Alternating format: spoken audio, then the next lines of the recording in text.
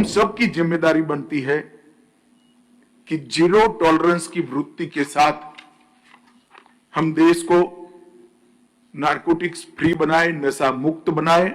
हमने लक्ष्य रखा है कि देश में हर राज्य में नारकोटिक कंट्रोल ब्यूरो की स्थापना की जाए। ड्रग के डिटेक्शन, नेटवर्क का डिस्ट्रक्शन, कल्प्रिट का डिटेंशन और एडिक्ट्स का रिहेबिलिटेशन, ये 4 सूत्र पर ही हम सफल हो सकते हैं।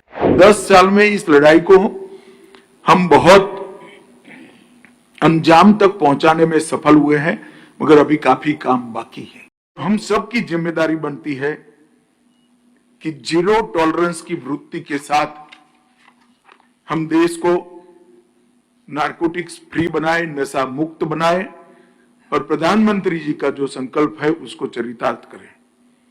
आज यहां नारकोटिक कंट्रोल ब्यूरो के रायपुर जोनल यूनिट का वर्चुअल उद्घाटन हुआ।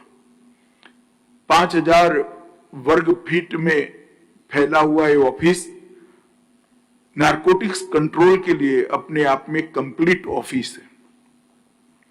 मैं राज्य सरकार का भी धन्यवाद करना चाहूंगा कि हमें भूमि और बाकी सारी सुविधाएं उन्होंने दी है।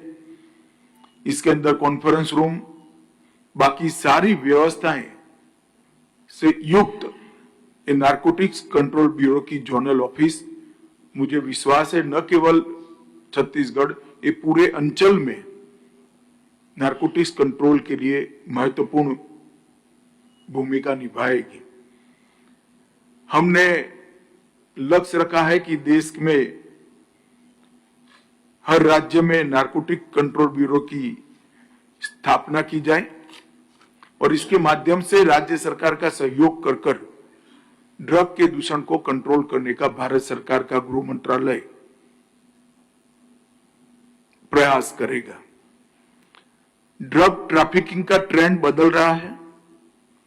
नेचुरल ड्रग से सिंथेटिक ड्रग की ओर ड्रग तस्कर आगे बढ़ रहे हैं, जिससे बहुत कम मात्रा में ड्रग आती है और सबसे ज्यादा नुकसान और सबसे ज्यादा कीमत भी उसकी होती है।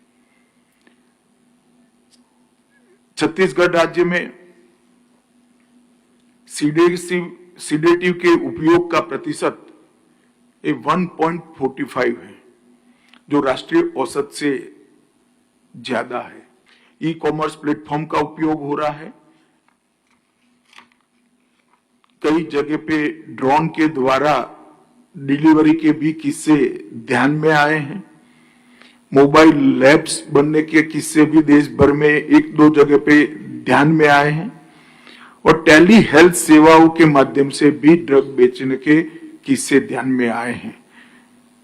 ये सारे किस्सों को ध्यान में रखकर एक समूची रणनीति राज्य ने बनानी चाहिए।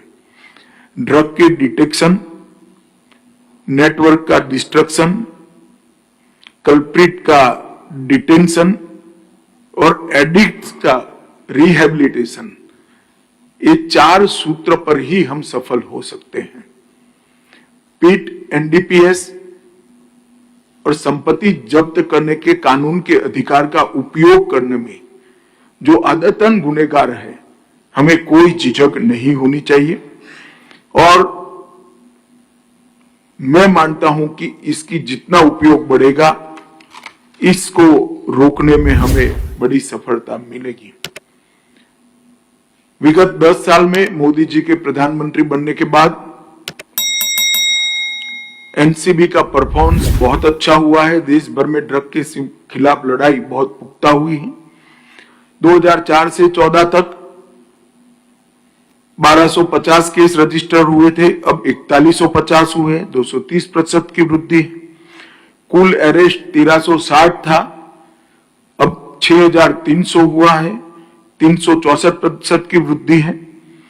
1.52 लाख किलो नारकोटिक्स पकड़ा गया था, अब 5,43,000 किलो पकड़ा गया, 2.257% की वृद्धि है।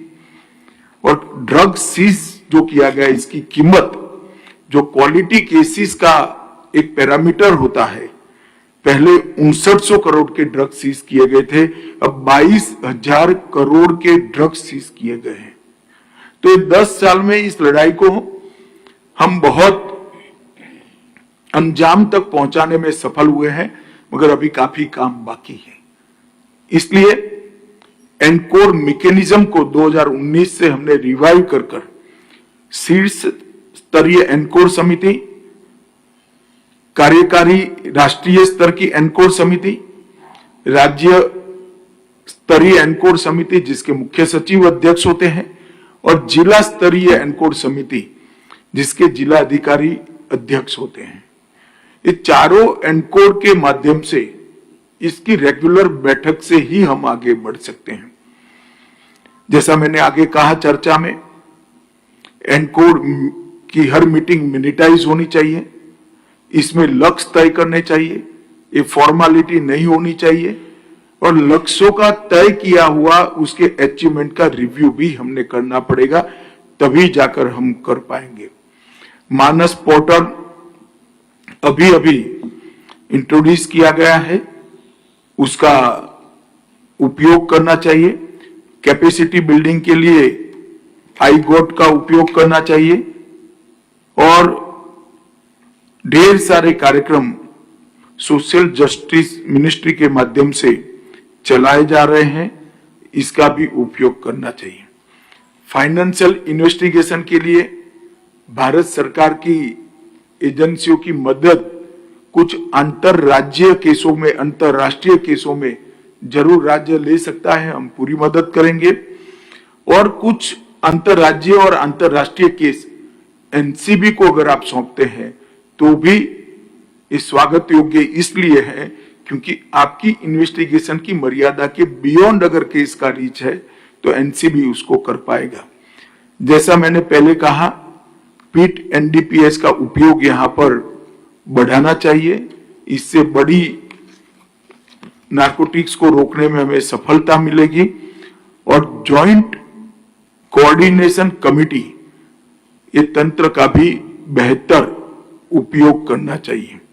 फाइनेंशियल ट्रेंड और फंडिंग के सोर्स, इसकी जांच कर योग्य केस बनाकर संपत्ति की जब्ती को भी आग्रह के साथ करने का प्रयास करना चाहिए। मैं मानता हूं कि छत्तीसगढ़ एक विकसता राज्य है। कुछ ही सालों में छत्तीसगढ़, जिस तरह से छत्तीसगढ़ की नई सरकार काम कर रही है, एक विकसित राज्य बनने की दिशा में आगे बढ़ेगा। हम ये प्रोसेस के साथ साथ विकास में सबसे बड़े अवरोध, हमारी युवा पीढ़ी की नस्ल को बर्बाद करने वाले ड्रग के दूषण को भी कंट्रोल करने का संकल्प करें और हम सब आगे बढ़े। मुझे पूरा विश्वास है, मुख्यमंत्री जी और गृह मंत्री जी यहाँ बैठे हैं, उप मुख्यमंत्री जी यहाँ बैठे हैं, इनके नेतृत्व में नशा मुक्त भारत का हमारा जो संकल्प है वो छत्तीसगढ़ उसमें निश्चित रूप से अपना सर्वोच्च योगदान देगा। और प्रशासन ने भी ठीक तैयारियां की है, आज उसका जायजा भी लिया गया है, और एनसीबी की नई ऑफिस भी सदैव राज्य के तंत्र के समर्थन में रहेगी। तो अंत में मैं आप सभी को ये लड़ाई के लिए बहुत बहुत शुभकामनाएं देता हूं और अपील भी करना चाहूंगा, फिर से एक सूत्र को हम याद करें कि जो उपयोग करता है वो सिस्टम का, ये दूषण का विक्टिम है, और जो व्यापार करता है वो गुनहगार है। इस सूत्र को हम ध्रुव वाक्य बनाकर आगे बढ़े, यही मेरी आप सबसे विनंती है। वंदे मातरम। लेटेस्ट अपडेट के लिए हमारे चैनल न्यूज इंडिया फर्स्ट को लाइक, शेयर एंड सब्सक्राइब करें, एंड यस, बेल आइकन को प्रेस करना ना भूलें।